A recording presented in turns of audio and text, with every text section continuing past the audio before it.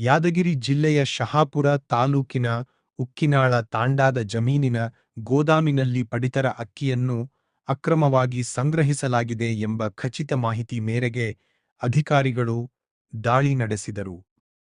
ಆಹಾರ ಇಲಾಖೆ ಹಾಗೂ ಪೊಲೀಸ್ ಅಧಿಕಾರಿಗಳ ಜಂಟಿ ಕಾರ್ಯಾಚರಣೆಯಲ್ಲಿ ಸುಮಾರು 100 ಚೀಲಗಳಲ್ಲಿ ಸಂಗ್ರಹಿಸಲಾಗಿದ್ದ 60 ಕ್ವಿಂಟಾಲ್ ಪಡಿತರ ಅಕ್ಕಿಯನ್ನು ಜಪ್ತಿ ಮಾಡಲಾಗಿದೆ.